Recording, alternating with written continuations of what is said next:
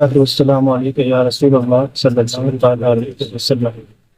جو ہمارے شہر میں برائیاں بڑھ رہی ہیں اور ہم لوگ آج جس خاص وجہ سے یہاں جمع ہوئے ہیں خودکشی کے لیے، خودکشی کے روکنے کے لیے میری نظر میں ایک آسان طریقہ یہ ہے کہ بچے جو ہیں گھر کے وہ اپنے والدین سے اتنا قریب ہو جائیں جتنا وہ اپنے دوستوں سے قریب رہتے ہیں۔ جو ماں باپ اور بچوں کے درمیان جو دوریاں بڑھ رہی ہے اس وجہ سے بھی یہ سب حادثات ہو سکتے ہیں کبھی کبھی۔ میں سمجھتا ہوں ماں باپ سے بڑھ کے کوئی بڑا ہمدرد نہیں ہو سکتا ہے ہمارا۔ ہم کسی بھی حال میں رہیں، ہم کو اپنے ماں باپ سے وہ تمام باتیں شیئر کرنی چاہیے، تو انشاءاللہ تعالیٰ امید ہے کہ اس کا حل نکل جائے گا۔ اور جس طریقے سے اصلاح معاشرہ کی تحریک مولانا سید محمد امین القادری صاحب قبلہ نے شروع کی ہے 2-3 دنوں سے ابھی، میں دیگر جو تنظیمیں چلتی ہے مالیگاؤں شہر میں علماء کرام سے گزارش کروں گا کہ آپ لوگ بھی آگے آئیں اور اصلاح معاشرہ کی جو تحریک ہے اس کو بڑھائیں اپنے اپنے طور سے، تو انشاءاللہ تعالی علماء کرام کی باتیں مالیگاؤں شہر کے لوگ مانتے ہیں، اور جب کبھی بھی علماء کرام لوگوں کو آواز دیتے ہیں لوگ کھڑے بھی ہو جاتے ہیں۔ تو اگر علماء کرام آگے آتے ہیں تو امید ہے کہ اس برائی پر ہم لوگ قابو پا سکتے ہیں۔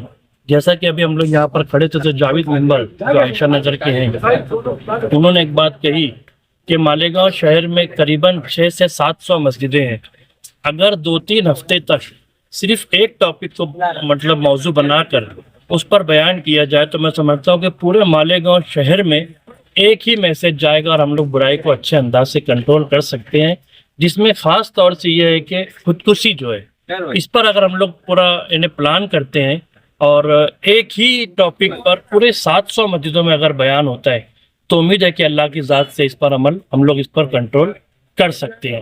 جو حادثہ ہوا ہے بیٹی کے ساتھ میں، ہم لوگ اس کے غم میں برابر کے شریک ہیں، ان کے گھر والوں کو ہم لوگ تسلی دیتے ہیں کہ اللہ انہیں صبر عطا فرمائے۔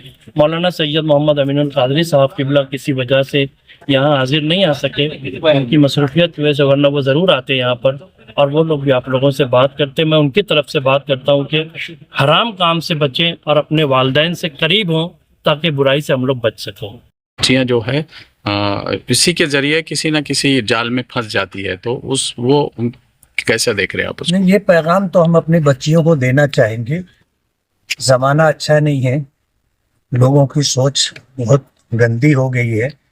شریف بچیوں کو پھنسانے کے لیے اس طرح کے کام ان سے کروا لیے جاتے ہیں، اور زندگی کا صحیح تجربہ اور سماج میں پھیلی ہوئی برائیاں اور ایسے گروپ جو بچیوں کو بلیک میل کرتے ہیں، بلیک میلنگ کا پیشہ ہے ان کا، ایسے لوگوں کا شکار نہ ہو۔ اور اگر خدا نہ خواستہ اس طرح کا کوئی معاملہ آئے تو بلا کسی تردد کے سماجی ذمہ داروں سے، مسجد کے ائمہ سے، علماء کرام سے رابطہ کریں، انشاءاللہ ہم لوگ ان کی مدد کریں گے۔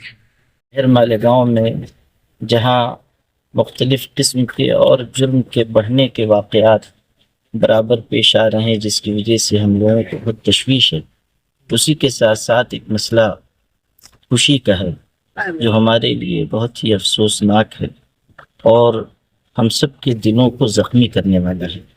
آج بھی ایک 18 سالہ بچی نے خودکشی کر لی ہے اور یہ دردناک واقعات برابر پیش آ رہے ہیں۔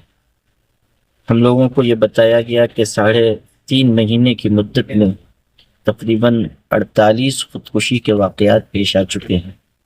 تو یہ جو آنکڑا ہے، یہ جو عدد ہے، یہ ہم سب کے لیے بہت ہی فکر میں اضافہ کرنے والا ہے۔ پچھلے 1 ہفتے 10 دن سے میں سفر میں تھا، اس درمیان بھی یہاں کے لوگوں نے مجھ کو یہ باتیں بتائیں اور آج یہ پھر افسوسناک واقعہ پیش آیا، اسی وجہ سے ہم لوگ یہاں حاضر بھی ہوئے۔ ظاہر ہے کہ یہ خودکشی کے واقعات زندگی سے مایوسی کی بنیاد پر پیش آ رہے ہیں، اور ہمیں یہ دیکھنا ہوگا کہ کن اسباب کی وجہ سے لوگ خودکشی کر رہے ہیں اور ان اسباب کو دور کرنے کی کوشش کرنی ہوگی۔ جیسا کہ تحقیق کرنے سے پتہ چل رہا ہے کہ قرض کے بوجھ تلے دبے ہوئے لوگ خودکشی کر رہے ہیں، اسی طرح ناجائز تعلقات اور پھر بلیک میلنگ کے واقعات ہو رہے ہیں، اس کی وجہ سے لوگ خودکشی کر رہے ہیں۔ کہیں ازدواجی زندگی کی ناخوشگواریاں اس کا سبب بن رہی ہیں۔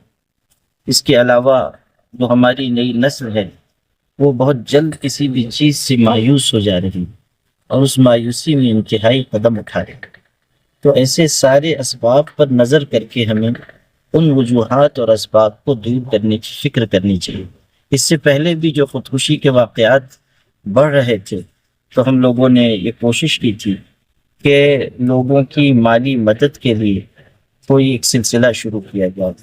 ظاہر ہے کہ جو لوگ اقتصادی مسائل سے، معاشی مسائل سے جوجھ رہے ہیں، ہماری تقریر، ہمارا بیان، ہماری تحریر، ہماری نصیحت، ہماری اپیل، ہماری درخواست کی وجہ سے وہ ایسے انتہائی قدم سے رک نہیں پائیں گے.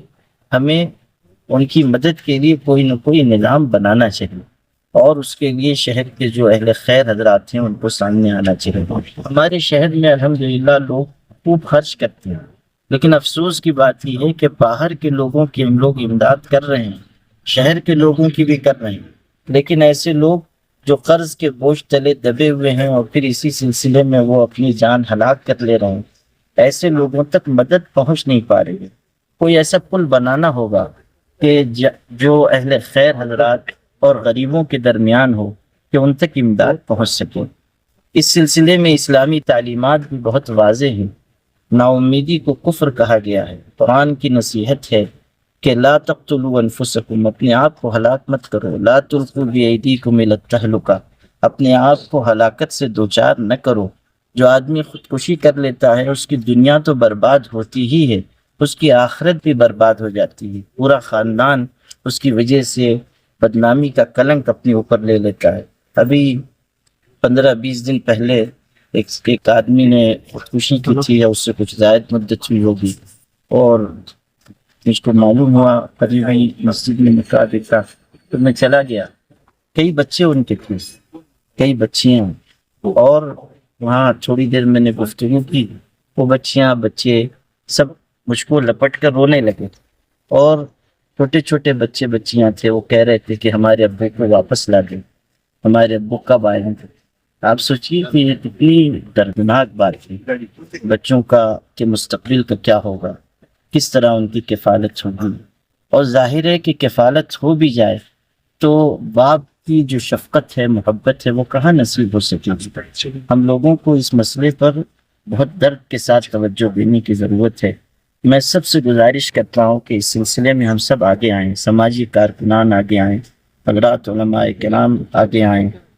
اسی طرح جو اہل خیر حضرات ہیں، خرچ کر سکتے ہیں، وہ آگے آئیں. مساجد کے ذریعے یہ کام ہو کہ آس پاس نگاہ رکھی جائے. ہر مسجد کے ارد گرد جو مکانات ہیں وہاں پر نگاہ رکھی جائے کہ کون غریب ہے، کون مفلس ہے، کس کے ساتھ کیا حالات ہے. کوئی ایسا ہیلپ لائن نمبر ہم لوگ جاری کریں کہ اگر کسی کو کوئی ضرورت ہو وہ اس پر رابطہ کرے.